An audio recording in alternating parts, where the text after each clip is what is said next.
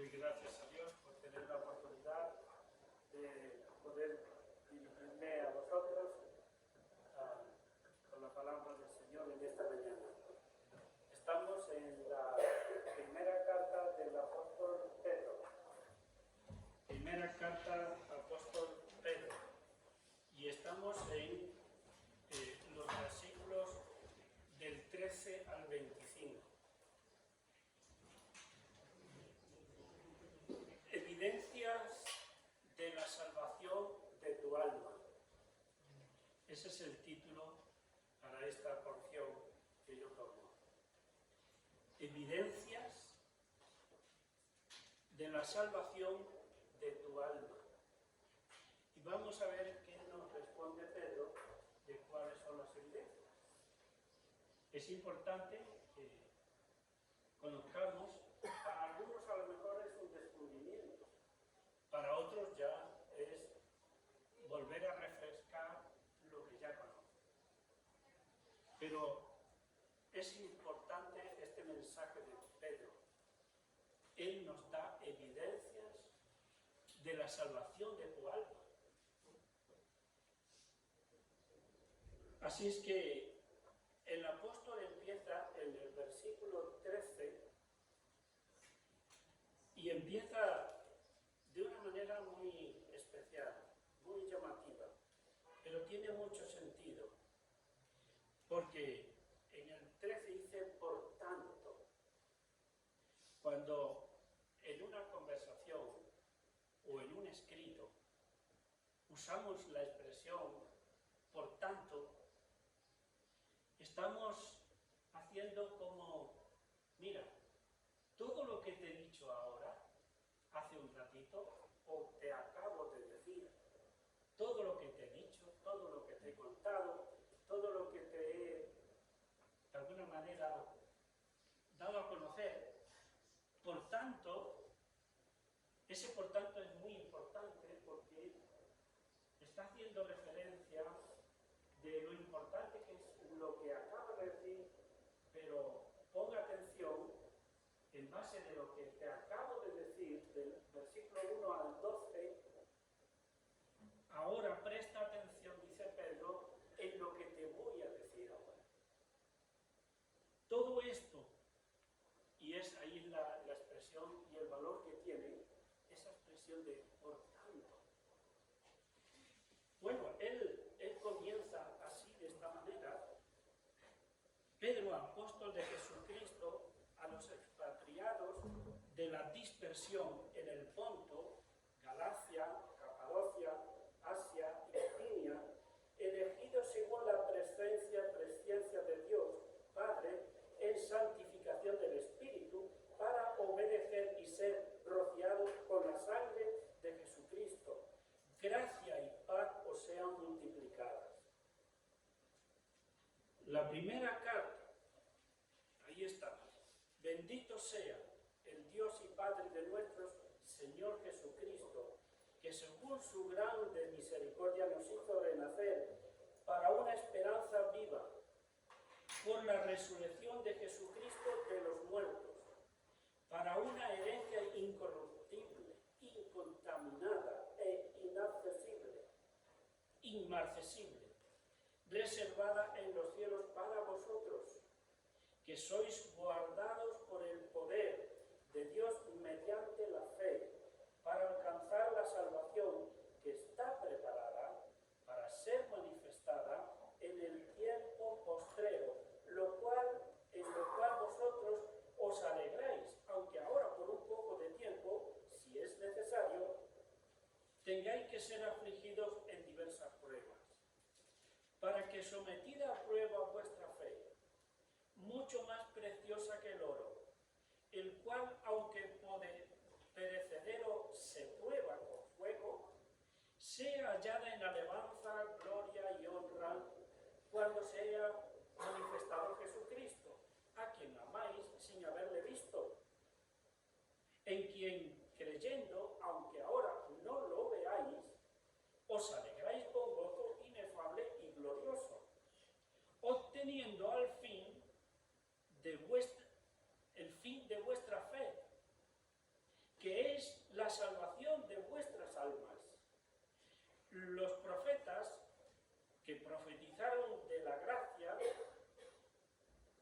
destinada a vosotros, inquirieron y diligentemente indagaron acerca de esta salvación, escudriñando qué persona y qué tiempo indicaba el Espíritu de Cristo que estaba en ellos, el cual anunciaba de antemano los sufrimientos de Cristo y las glorias que vendrían tras ellos. A estos se les reveló que no para sí mismos, sino para nosotros, administraban las cosas que ahora os son anunciadas por los que os han predicado el Evangelio por el Espíritu Santo enviado del cielo, cosa en las cuales anhelaban mirar los ángeles. Dicho esto, dice, por tanto, ahí, wow, cuánta cosa suelta Pedro a los creyentes, cuántas cosas importantes suelta ahí, y entonces, pero tiene más que decir. Por eso dice, por tanto. Bueno, lo que el apóstol, por la revelación del Espíritu Santo, nos dirá es que, primero, que el Padre de nuestro Señor Jesucristo nos hizo renacer para una esperanza viva. En Efesios 1, del 1 al 14, se nos habla mucho también de para, y aparece 6 veces la palabra para en ese trozo de la revelación de Pablo en Efesios. 6 veces aparece la palabra para. Vosotros habéis sido hechos hijos para. Vosotros habéis sido hechos salvados para. Entonces, ahí hay un énfasis muy importante de parte, en este caso, de Pablo. Y ahora Pedro también toma ese énfasis. Para. Nos hizo renacer para una herencia incorruptible, reservada para nosotros en los cielos. Reservada. Nosotros, los que somos guardados por el poder de Dios. Somos guardados por el poder de Dios.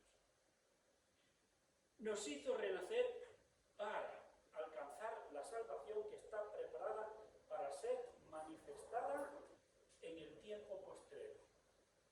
Ya somos salvos.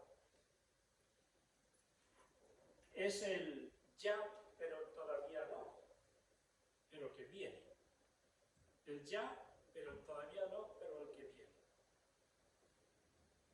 Para que sea sometida a prueba nuestra fe. A prueba nuestra fe. En esta salvación, en la que nos alegramos y por la que vamos a sufrir por un poco de tiempo. Fe que tenemos, que nos alegramos, pero vamos a sufrir por un poco de tiempo. Para que esa fe sea finalmente recibida y alabada en gloria y honra, cuando se manifieste Cristo. Ahora manifestamos cosas, sí, pero cuando va a ser el top más poderoso es cuando se manifieste Cristo. Se manifieste Cristo. Y dice, para que por esa fe que hemos depositado en Cristo, obtengamos salvación. Este es un punto muy importante en la doctrina cristiana y que no todas las iglesias, la familia de las iglesias cristianas lo ha tomado de la manera que Pedro lo dice. Y dice, para que por esa fe obtengamos salvación. Es salvación por fe, no es otro medio. No hay otro medio de salvación, es salvación por fe. Ahí lo establece, el versículo 9 lo establece el apóstol. Salvación por fe de nuestra salvación. Esa salvación era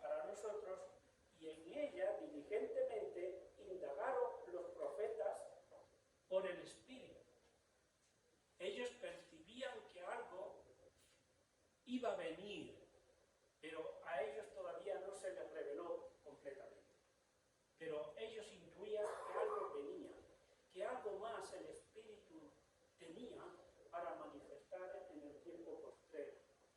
Y Dios lo hizo con los gentiles. No se lo reveló todavía al pueblo de Israel. Esos profetas eran del pueblo de Israel. Y todavía a ellos no se les reveló todo. Pero cuando viene la etapa de se abre el cristianismo al mundo gentil, se revela eso, que es por la fe. Es una salvación que ahora se nos ha predicado en el Evangelio y dado a conocer por el Espíritu Santo. Estamos en el verso 12.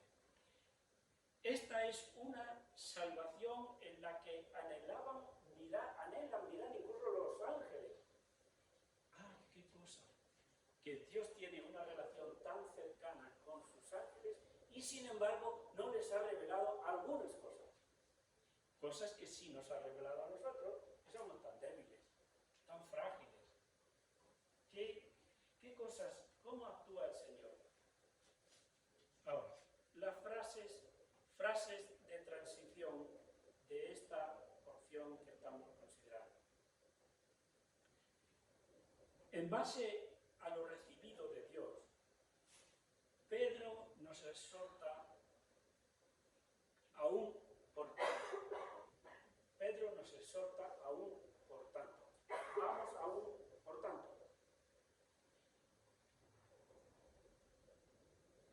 Antes de la santidad de vida, necesitamos comprensión y carácter. El creyente necesita comprensión de la palabra y carácter de Dios en su vida. Entendimiento de lo dicho en esta introducción de Pedro. ¿Qué nos está diciendo? Que debemos ser personas nacidas de nuevo, pero sobrias y con esperanza en la gracia de Dios. La santidad es obediencia filial. La santidad es una obediencia filial. Nosotros somos hijos de un Padre. Y ese Padre es Dios. Y la santidad, para vivirla bien cerca de Dios y dirigida por Dios y sometida a Dios, tiene que ser una santidad que mire al Padre, que es el que la ejemplifica y el que la pide que todos vivamos en esa santidad. Miremos al Padre de la gloria y digamos: tú eres mi Padre, tú mandas esto, yo soy tu hijo, yo me someto. Yo me someto a esa demanda porque soy tu hijo, por eso me someto. Yo no soy un extraño, yo soy un hijo de Dios. Y entonces me someto. La santidad se requiere en todas las áreas de la vida. La santidad, una forma de vivir de manera santa.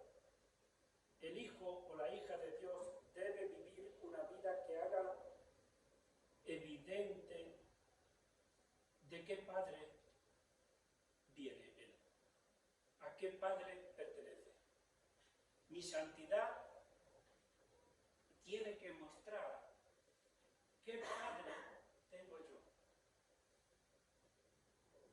qué padre espiritual y de toda mi ser tengo yo.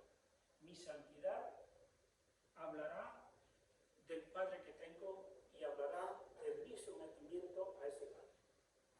Mi falta de santidad hablará de mi falta de sometimiento a ese Padre. Mi falta de santidad hablará de mi falta de sometimiento. Mi falta de santidad hablará de que yo no honro bien al Padre.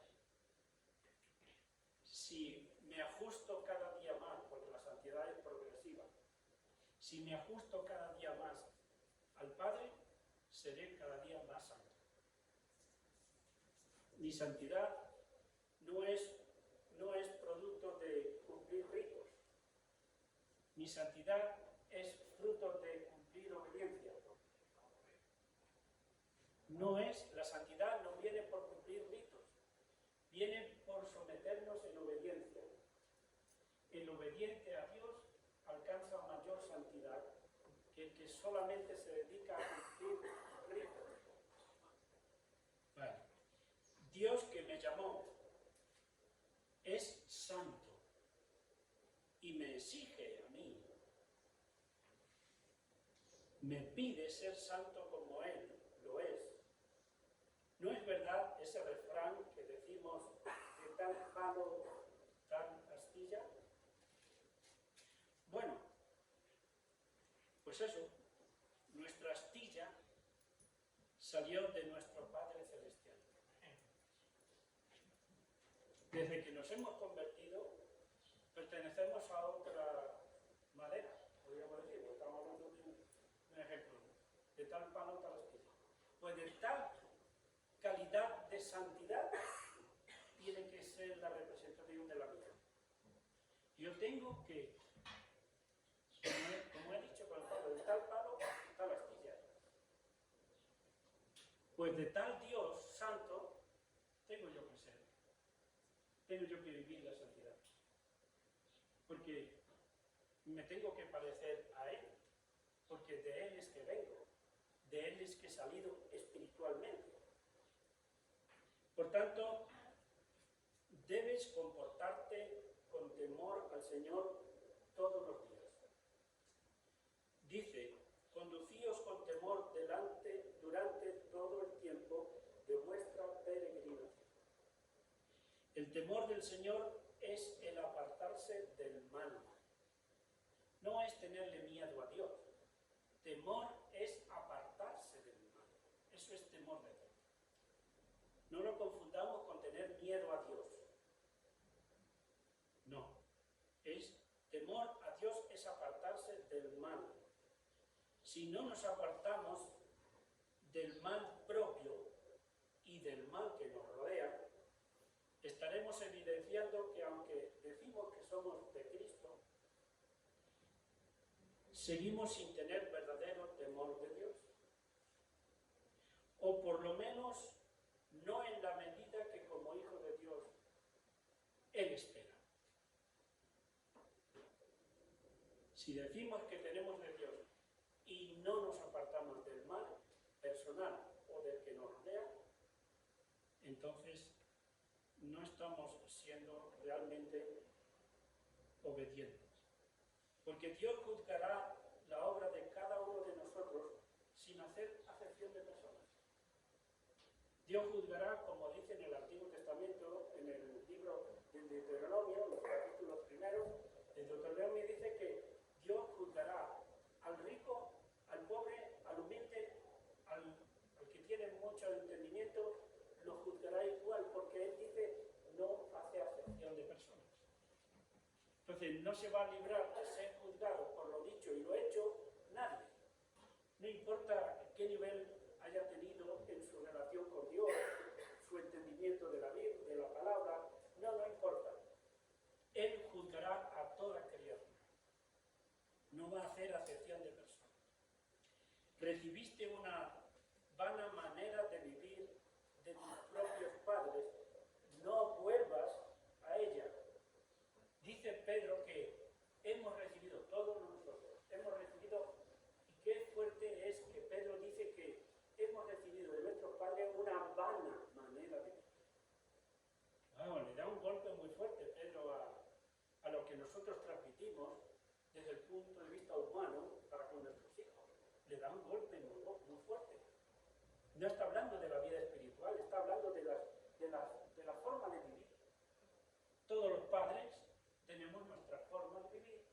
Estamos en un contexto cultural, transmitimos cultura, transmitimos tradiciones, cosas así. Y para Pedro, comparado con lo que recibimos de Dios, lo que recibimos de los padres dice que es vano. Por eso digo que es muy fuerte el golpe que Pedro le da a este tema. Porque lo pone en el plano de vano, algo vano. Está abierto una vaina de habas, o de habichuelas, y la abre y tiene los granitos dentro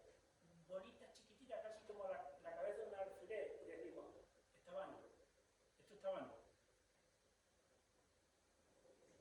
Tú coges un garbanzo de la mata, lo estripas y haces así, y no tiene nada, y hace, sale un chorrito de aire, está vano.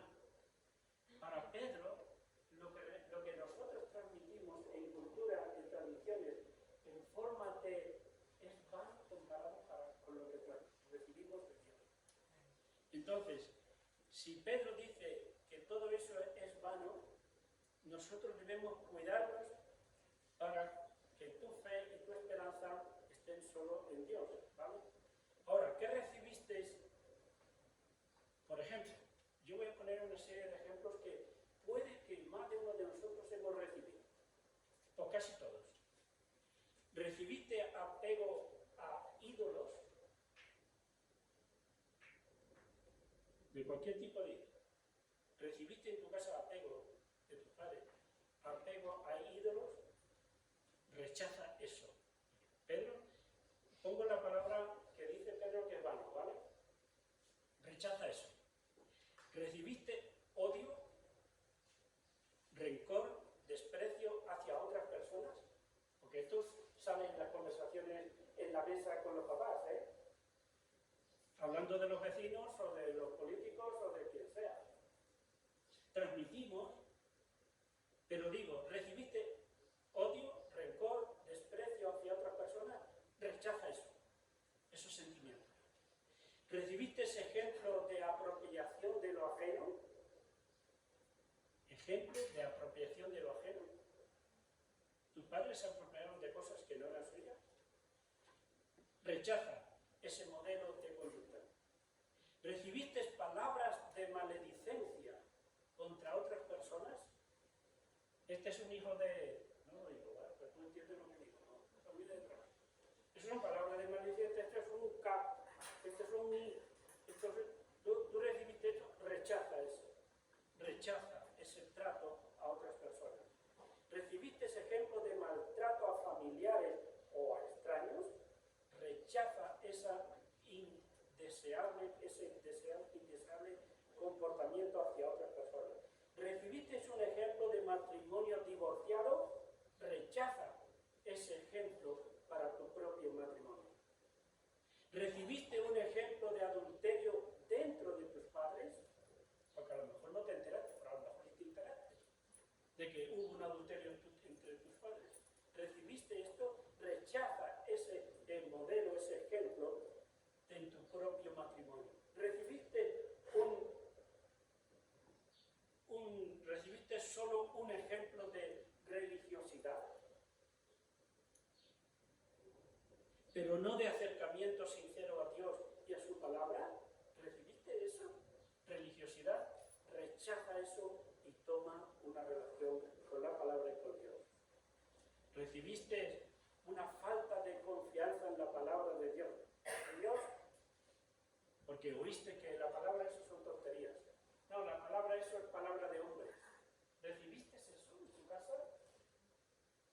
Y ahora es que eres creyente o te estás acercando a Dios. Rechaza eso. Porque Pedro dice, lo que recibiste de tus padres es vano. Yo tengo que evaluar qué he recibido de mi casa. He recibido cosas buenas, me quedo con ellas. Pero he recibido ejemplos malos, y yo he puesto unos pocos. Seguramente a vosotros os ocurren más cosas.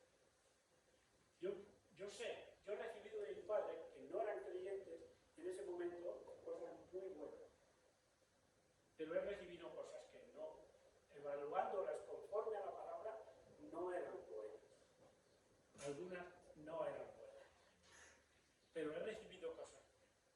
Ahora, todo lo recibido de tus padres, que no sea de la aprobación de Dios, ¿vale? Para tu vida, debes rechazarlo. Son cosas que has heredado de ellos. Es una vana manera de vivir y te impedirá obedecer a Dios. Si te mantienes en esas cosas, a ti te impedirá obedecer a Dios. Porque tú estarás repitiendo los modelos que te han transmitido que no han sido conforme a la voluntad de Dios.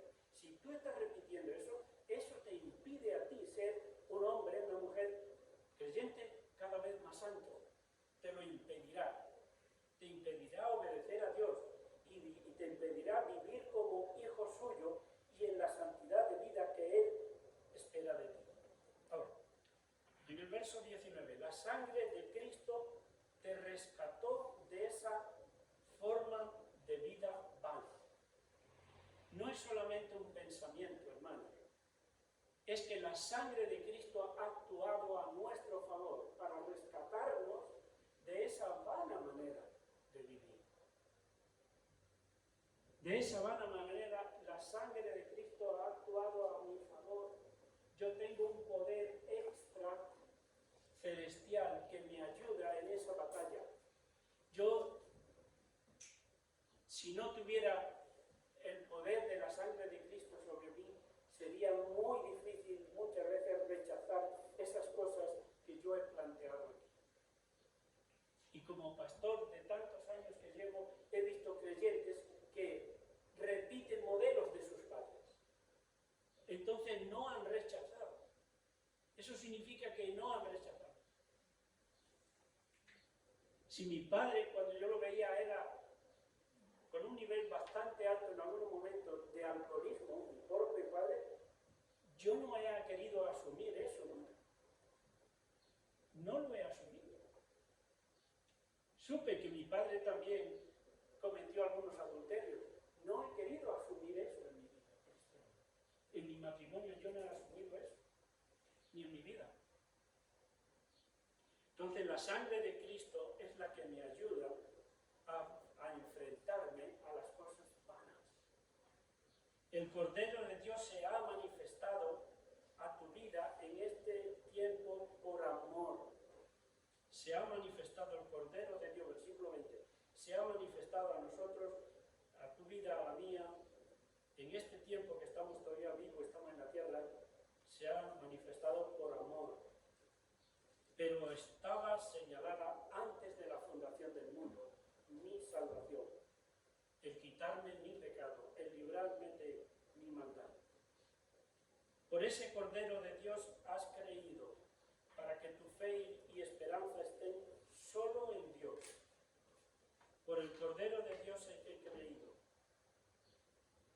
Por tanto, debes conservarte puro, pues tu alma ha sido purificada por Dios. Versículo 22. Versículo 22. Por tu obediencia a la verdad. La obediencia es un punto clave para que nosotros crezcamos en la santidad. Mediante la acción del Espíritu Santo, para un amor fraternal no fingido, de un corazón puro. Por tanto, debes haber vuelto a nacer para poder vivir la salvación de Dios. La primera vez que naciste, naciste de tus padres, todos nosotros. La primera vez que naciste. Pero nosotros, los creyentes, tenemos cosas que no tienen los que no lo son. Hemos nacido 2 veces. Eso no lo tiene todo el mundo.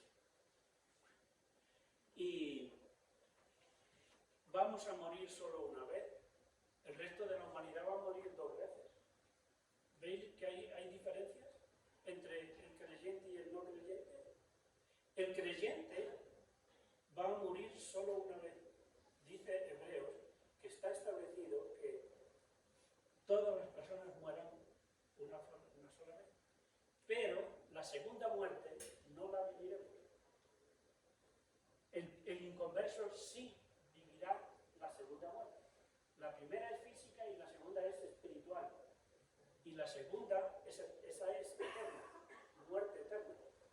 Yo no voy a morir la segunda, porque tengo vida eterna. Así que muero la primera, físicamente.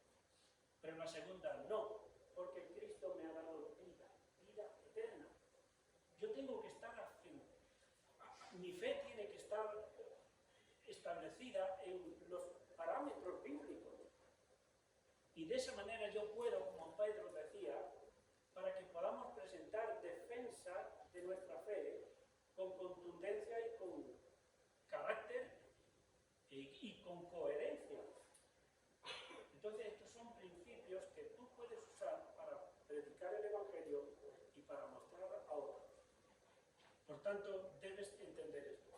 La primera vez naciste de tus padres. Y la segunda, debes haber nacido de Dios. Debes haber nacido de Dios. Bien, entonces, debes ser un renacido. Versículo 23. ¿Y por dónde? Por la palabra nacemos a una simiente incorruptible. Ahí hay otra diferencia entre un creyente y un inconverso. Tu simiente, la simiente de un inconverso es corruptible, ahora y eternamente. Corruptible. La simiente de haber nacido de Cristo, tener la naturaleza de Cristo, esa simiente es incorruptible, porque Cristo no quedó corrupto en la tumba, resucitó y está vivo. No experimentó corrupción. Y si yo soy de Él, tampoco tengo corrupción para vida eterna. Tengo vida eterna, nada de corrupción.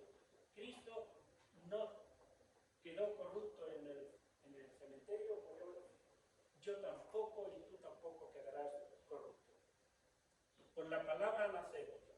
Lo corruptible es lo terrenal, nuestros padres, nuestra carne, que es como hierba, también lo dice la palabra, que nuestra carne es hierba o flores. Y uno no hace falta nada más que mirar las flores que tenga en casa y ve cómo de una semana a otra se le van cayendo las hojas o van cambiando de color. Pero la palabra del Señor es eterna, tiene vida constante. Solo de parte de los ateos, de los agnósticos y de los descreídos, todos los cuales opinan que las enseñanzas de la Biblia son corruptas e incluso dañinas para las personas. Eso piensan los que no han conocido, los que no han nacido de nuevo. Piensan esas cosas. Las oyes en películas, las ves en televisión, las lees en los periódicos, en los libros, que esas cosas son palabras de hombres. ¿Y la Biblia qué? ¿Y la Biblia qué? Esas son palabras de hombres. Pero el que ha experimentado la conversión dice, esto es palabra de Dios, porque yo he nacido en base de esa palabra. Por esa palabra es que yo he conocido la salvación que tengo. Y la palabra del Señor es la que predicamos para que vivas eternamente. Jesús dijo, el que cree en mí, aunque esté muerto, vivirá. El que cree en mí tiene vida eterna y vida abundante, dijo Cristo. Y para ir concluyendo sobre estos 12 versículos que tenemos aquí, dice, por tanto, ceñid los lomos de vuestro entendimiento, sed sobrios, esperad por completo en la gracia que se os traerá cuando Jesucristo sea manifestado. Como hijos obedientes, no os conforméis a los deseos que antes teníais estando en vuestra ignorancia, sino como aquel que os llamó es santo, sed también vosotros santos en toda vuestra manera de vivir. Porque escrito está, sed santos porque yo soy santo. Y si invocáis por Padre aquel que sin acepción de persona juzga según la obra de cada uno, conducíos con temor todo el tiempo de vuestra peregrinación, sabiendo que fuisteis rescatados de vuestra vana manera de vivir. A veces queremos volver a rescatar cosas de nuestra vieja manera de vivir. ¿Quién no ha hecho esto de los creyentes? Nadie podríamos tirar la piedra. Todos nos hemos deleitado con alguna cosita de atrás. Parece que nos ha seguido gustando alguna cosa de antes de Pero él dice, sabiendo que fuisteis rescatados de vuestra vana de vivir, la cual recibisteis de vuestros padres, no con cosas corruptibles, como oro o plata, sino con la sangre preciosa de Cristo, como de un cordero sin mancha y sin contaminación, ya destinado desde antes de la fundación del mundo, pero manifestado en los postreros tiempos, por amor de vosotros, y mediante el cual creéis en Dios, quien le resucitó de los muertos y le ha dado gloria, para que vuestra fe y esperanza sean en Dios. Nuestra fe y nuestra esperanza sean en Dios. No en ritos, no en comportamientos religiosos, no. Nuestra fe y nuestra esperanza es en Dios, habiendo purificado vuestras almas por la obediencia a la verdad, mediante el Espíritu, para el amor fraternal no fingido. Amaos unos a otros entrañablemente, de corazón puro, siendo renacidos, no de simiente corruptible. Juan dice en el primer capítulo del Evangelio Juan, que no es por obra de hombres, ni de carne ni de sangre humana, que hemos nacido. No es por haber recibido Cristo. Entonces dice, siendo renacidos no de simiente corruptible. Espiritualmente yo no he nacido a Dios porque mis padres eran creyentes, ni tú porque tus padres ahora sean creyentes. Los jóvenes que estáis aquí, no eres renacido porque tus padres sean creyentes. No. O has nacido, o has renacido por la conversión, o tú no has renacido. Así de claro. O has nacido en Cristo por la conversión, o tú solamente tienes nacimiento de tus padres. Te falta el otro. Te falta el nacimiento que da Cristo.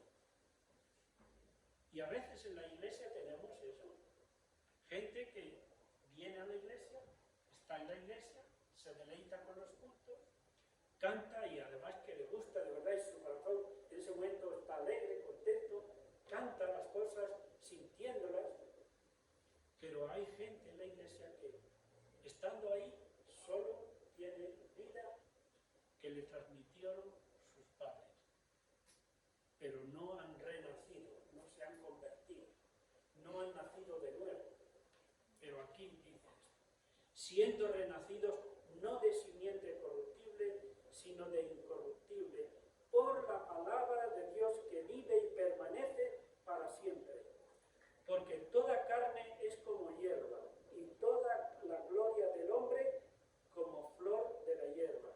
Tus padres pueden haber tenido cosas muy buenas y gloria, pero para Dios, aún esa gloria, aún esas cosas que solamente corresponden a es una buena persona, lo que llamamos actos de buena persona, aún eso, de cara a la eternidad, es como la flor que es bonita y se cae luego abajo. Como las plantas tan bonitas que en cuanto pasa mayo, están secas todas. La hierba se seca y la flor cae, mas la palabra del Señor permanece para siempre. Y esta es la palabra que por el Evangelio os ha sido anunciada.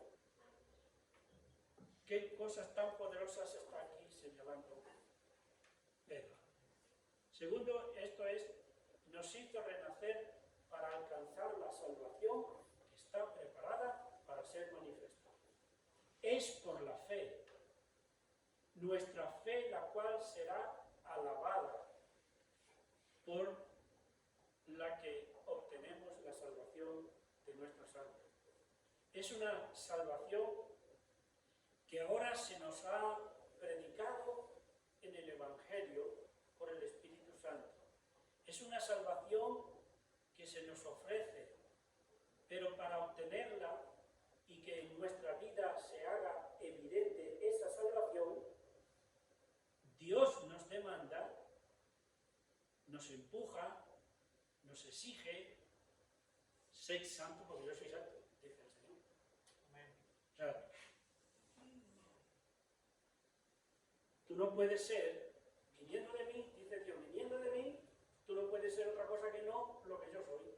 Si yo soy santo, tú tienes que ser santo. No nos parecemos físicamente a nuestros padres, ¿verdad que no? Algunos un poquito más, otros menos, algunos nada. Pero de parte de Dios tenemos que llevar la imagen de Dios. Tenemos que llevar el carácter de Dios. Tenemos que llevar la forma como Dios se relaciona con las criaturas. Tenemos que parecernos a Dios muchísimo. Tenemos que parecernos a Dios los creyentes. A mí no me importa que yo no me haya parecido a mi padre. Yo he salido más a mi madre. Ahora, que debes ser santo, que debes comportarte con temor al Señor todos los días, apartándote del pecado y de todo mal. Que debes conservarte puro, obediente por el Espíritu, para amar entrañablemente con un corazón puro a la gente. Que debes haber vuelto a nacer de Dios para vivir la salvación que Él quiere darte aquí ahora. Y quisiera hacer una aplicación. Piensa en lo que, por un momento también lo que voy a decir. En esta experiencia que has tenido hasta ahora, dentro de acercarte al cristianismo, acercarte a la iglesia, ¿tú has nacido de nuevo?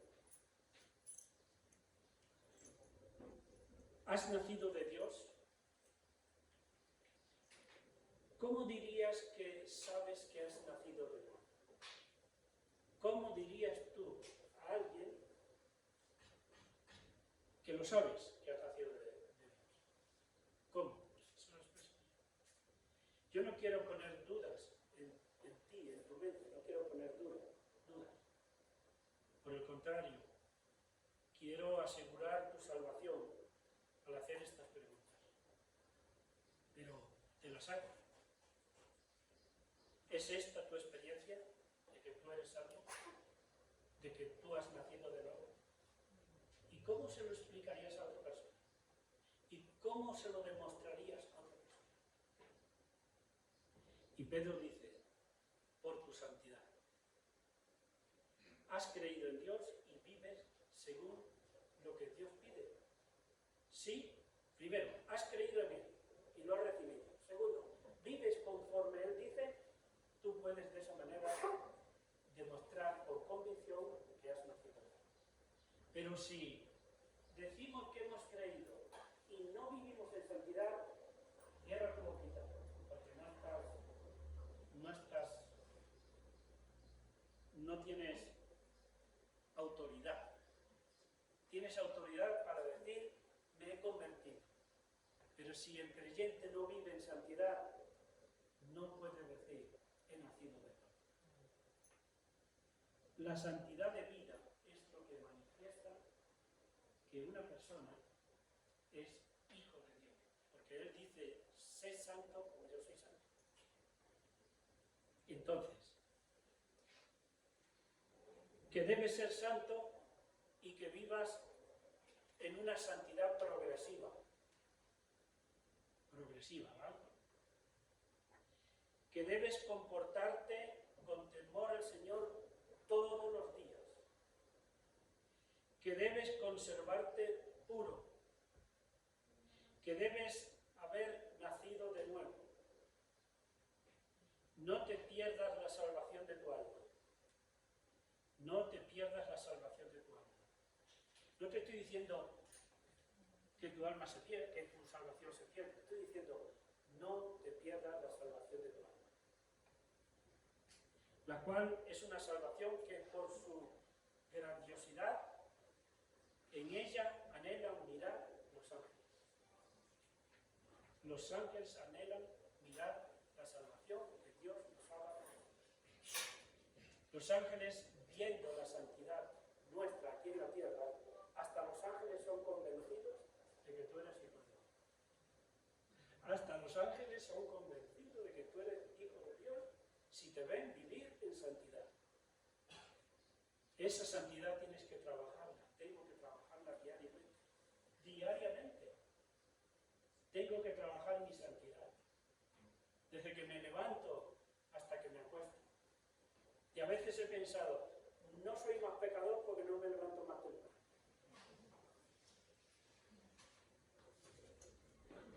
El Señor